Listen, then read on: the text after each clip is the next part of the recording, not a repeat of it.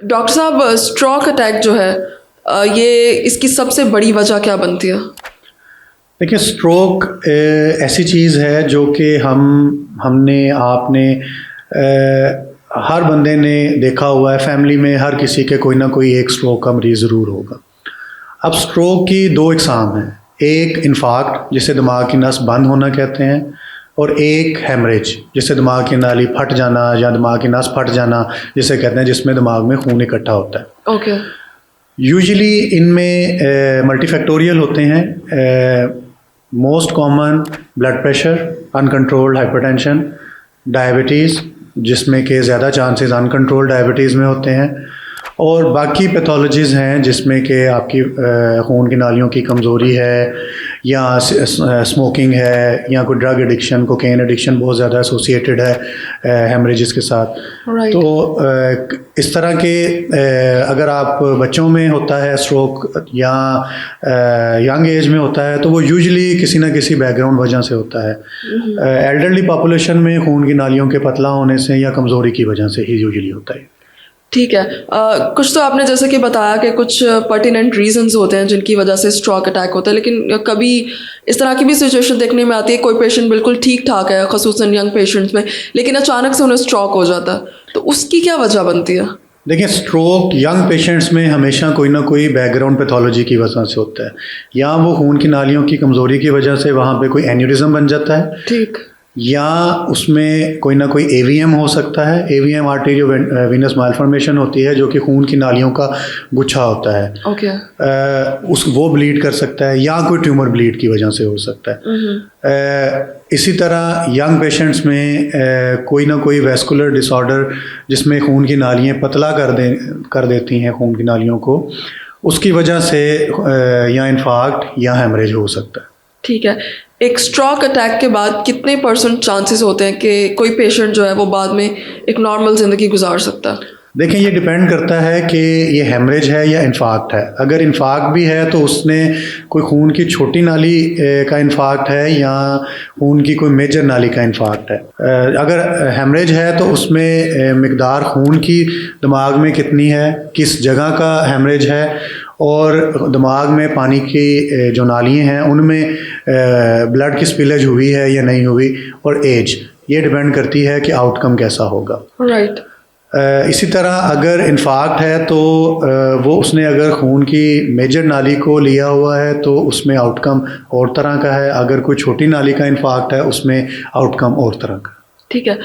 Doctor साहब, अगर किसी पेशेंट को स्ट्रोक हो रहा हो तो उसके कुछ सिम्टम्स पहले से आना शुरू हो जाते हैं, या फिर जब पेशेंट कोलैप्स करता है तभी पता चलता है कि स्ट्रोक है? देखिए, ये बहुत अच्छा क्वेश्चन है, और आई वुड से कि हर बंदे को इसके बारे में पता होना चाहिए कि ये अलार्मिंग साइंस क्या क्या हैं। इनको हम सेंटिनल इवेंट्स कहते हैं। राइट। इसमें आपको स्ट्रोक से पहले जिस तरह ये समझ लें कि अल्लाह ताला ने घंटी बजाई है कि भी अपना इलाज करवा लो, तुम्हें कोई ना कोई मसला होने वाला है।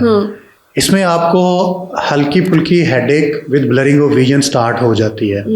उसके साथ एसोसिएटेड आपको किसी हिस्से की नमनेस हो सकती है। ठीक है। कितने टाइम पहले ये साइन स्टार्ट हो? लेकिन ये पेशेंट टू पेशेंट वेरी करता है, लेकिन यूजुअली 24 to 48 आवर्स आपको ये सेंटिनल इवेंट्स कुछ ना कुछ होना शुरू हो जाते हैं कि ये है। अदरवाइज ये बाय डेफिनेशन जो ये स्ट्रोक है ये सडन इवेंट है। लेकिन अगर हम ये इवेंट्स पिक कर लें कि जी मुझे ये प्रॉब्लम हो रहा है और हम डॉक्टर के पास चले जाएं, तो हो सकता है कि डॉक्टर हमें ऐसी दवाइयाँ दे दें जिससे ये हमारा मेजर अटैक बचाया जा सके। ठीक है।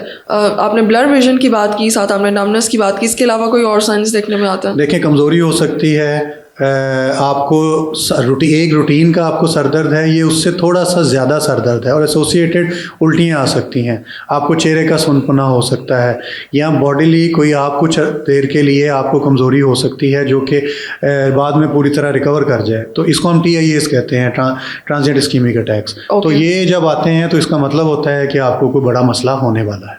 ठीक है। अगर किसी पेशेंट को स्ट्रोक हो जाए, कोई घर पर हो या ऑफिस में हो, तो फर्स्ट एड के तौर पर मतलब उसके करीब जो लोग हैं उन्हें सबसे पहले क्या करना चाहिए? देखें, सबसे पहले उसको करीबी हॉस्पिटल में लेके जाना चाहिए और कोशिश करनी चाहिए टर्शरी केयर सेटअप में लेके जाएं, क्योंकि आजकल गवर्नमेंट की तरफ से टीपीए एक इंजेक्शन होता है जो कि इंफाक के पेशेंट्स में with in first 4 to 6 hours दिया जा सकता है, जिससे वो खून का लोथड़ा जो है डिज़ोल्व हो जाता है। Okay. तो आउटकम उसका बहुत बेहतर है और ये गवर्नमेंट हॉस्पिटल्स में ज़्यादातर गवर्नमेंट हॉस्पिटल्स में फ्री ऑफ कॉस्ट अवेलेबल है, जिसकी कीमत 80,000 से लेकर 1.5 लाख रुपया है प्राइवेट सेक्टर्स में। Okay. और प्राइवेट सेक्टर्स में ये इतना रेडीली अवेलेबल भी नहीं। तो कोशिश करनी चाहिए कि करीबी बड़े हॉस्पिटल में फ़ौरन पेशेंट को लेके जाया जाए, इसके लिए वेट ना किया जाए, ठीक है। क्योंकि टाइम इज़ मनी। तो आप इसमें जितना जल्दी आप लेके जाएंगे उतने चांसेस ऑफ रिकवरी उतने बेहतर होंगे। ठीक है, अगर किसी पेशेंट को एक दफ़ा स्ट्रोक हो जाए तो उसे आफ्टर केयर की कितनी ज़्यादा ज़रूरत पड़ती है, उसके बाद फिर उसे क्या क्या एहतियात करनी चाहिए? देखिए, एक दफ़ा स्ट्रोक अगर हो जाता है और वेल इस्टेब्लिश स्ट्रोक है जो कि अर्ली ट्रीटमेंट्स के साथ रिवर्स नहीं हुआ, तो उसमें फिर यूजुअली एक बहुत लंबा रिहैब होता है। कुछ ना कुछ डेफिसिट के साथ पेशेंट को रहना पड़ता है और ये ग्रेजुअली पेशेंट बेहतर होते रहते हैं ओवर 6 to 8 मंथ्स। ज़्यादातर पेशेंट इस काबिल हो जाते हैं कि कुछ ना कुछ डेफिसिट के साथ वो चलते फिरते रहते हैं, इंडिपेंडेंट लाइफ गुजारते हैं। ठीक। लेकिन ज़्यादातर पेशेंट्स में ये प्रॉब्लम ज़रूर रहता है कि उनको कंटिन्यूस फिजियोथेरेपी की ज़रूरत रहती है। एक पेशेंट को अगर एक दफ़ा स्ट्रोक हो गया, दोबारा उसमें स्ट्रोक होने के चांसेस बढ़ जाते हैं? एक ऐसा पेशेंट जिसको एक दफ़ा स्ट्रोक हुआ है, उसमें रूटीन पेशेंट के मुकाबले में ज़्यादा चांसेस हैं कि दोबारा स्ट्रोक हो सकता है। ठीक। लिहाजा एक दफ़ा स्ट्रोक होने का ये मतलब नहीं है कि मुझे तो एक दफ़ा ज़िंदगी में हो गया तो मैं अब ठीक रहूँगा। उसको ज़्यादा इलाज की ज़रूरत है एज़ कम्पेयर टू ऐसा पेशेंट जिसको स्ट्रोक कभी नहीं हुआ। उसमें रेगुलर विजिट्स डॉक्टर के कितना काउंट करते हैं? देखिए, मंथली विज़िट या 2 मंथली विज़िट ये मोर देन इनफ हैं प्रोफिलैक्टिक। उसमें डॉक्टर ने आपका सिर्फ diabetes control, blood pressure control और रूटीन आपको ब्लड थिनर्स ही देने होते हैं, जो कि अगर एक एस्टेब्लिश डायबिटीज़ है किसी पेशेंट को पुरानी, तो उसमें रिकमेंडेड है 5 साल से ऊपर अगर किसी को डायबिटीज़ है तो उसको ब्लड थिनर्स कुछ ना कुछ लो डोज में स्टार्ट कर देने चाहिए। ठीक, ओके, बहुत शुक्रिया।